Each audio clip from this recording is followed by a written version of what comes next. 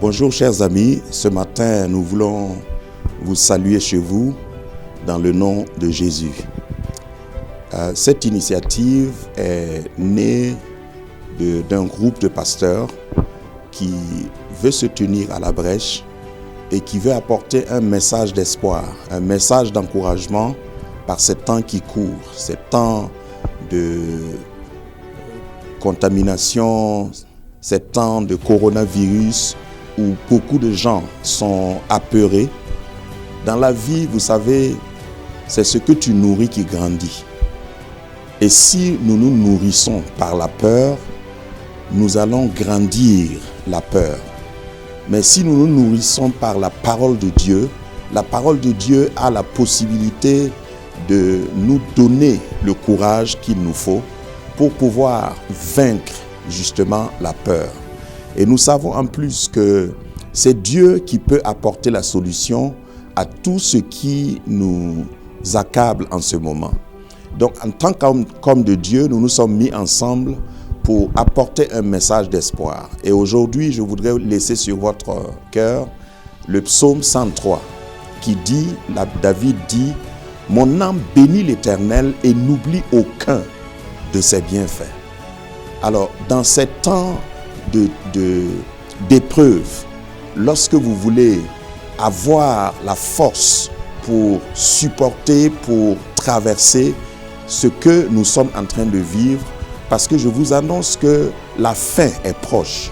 La fin de cette pandémie est proche. Le Dieu que nous servons, le Dieu que nous prions, va nous sauver, va sauver l'humanité, et l'humanité ne va pas être à la merci de cette pandémie. Donc David disait, dans un temps de crise pareil, il faut se rappeler des bienfaits passés de Dieu. N'oublie aucun de ses bienfaits. Donc, ce matin, je voudrais que tu penses à toutes les fois où Dieu t'a sauvé, toutes les fois où Dieu t'a secouru, toutes les fois qu'il t'a béni, qu'il t'a guéri, parce qu'il a guéri tes maladies dans le passé et il guérira encore tes maladies, il guérira encore le monde, il guérira l'Afrique, il guérira même ceux qui sont atteints actuellement. Que le Seigneur te fortifie, prends courage et prends appui dans sa parole, car Dieu ne t'a pas oublié. Tonton wakat kanga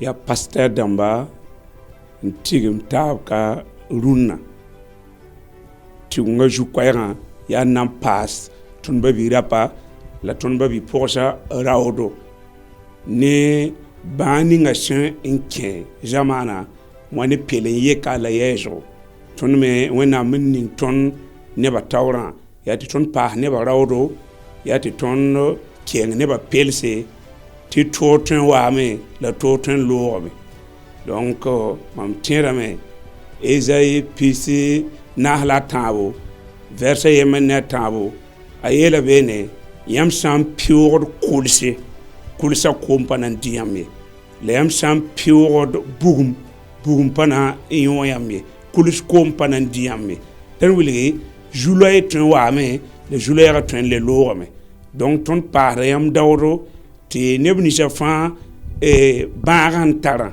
mane tiebo ti wonnam na mare la me ti yiki e gara li o jugun le bon kuli donc ton le pouram ya sa te azezi zima lud nebni si bara sanam patara ton le yonka da wonnam sera e ton tinga taw daminga ti wonnam kompanga ti wonnam komprawro ti wonnam shongba to ton lu tawran tay e tenga ta ayejule sa poka ti laro zinti le na tawe et barka wonnam be wonnam yurpam pengre azezi masminga amina. Je vous salue dans le nom précieux de notre Sauveur, Seigneur et Maître Jésus-Christ. Nous faisons appel à tout le peuple de Dieu, serviteurs, pasteurs, prophètes, membres de nos églises, de Burkina et de partout. Vous savez, dans le cours de l'histoire, nous avons pu remarquer quelque chose.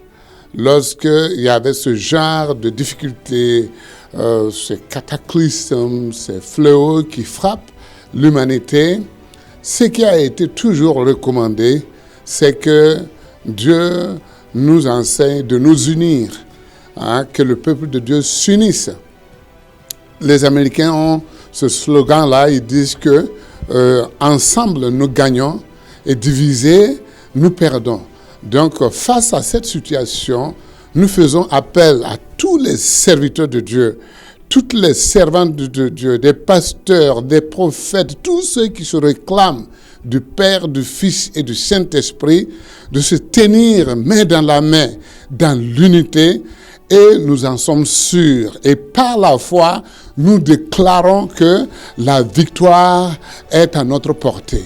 Nous allons remporter cette victoire pour que le monde entier dise encore une fois de plus qu'il y a un Dieu, il y a un Dieu au Burkina Faso. Du reste, que le Seigneur vous bénisse et qu'il vous soutienne, et rendez-vous à la célébration de la victoire au nom de Jésus. Amen. Shalom, shalom. Je vous salue tous dans le nom précieux du Seigneur Jésus-Christ.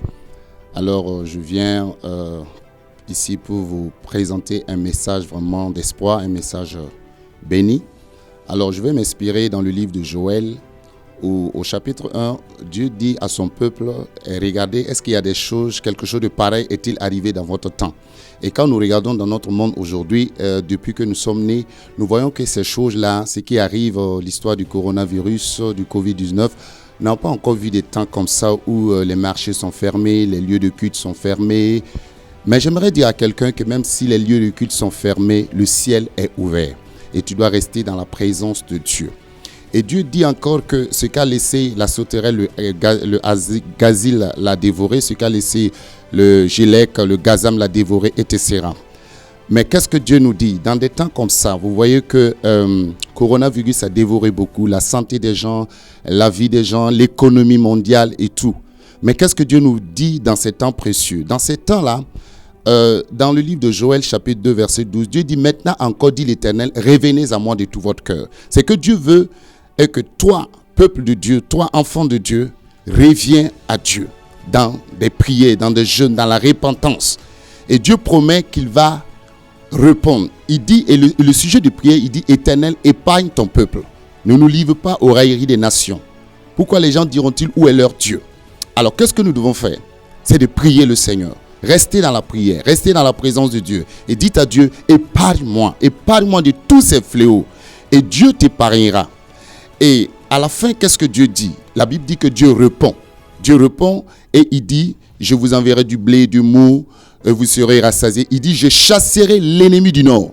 Il va chasser l'ennemi. Cet ennemi de coronavirus sera chassé dans nos nations au nom de Jésus-Christ de Nazareth.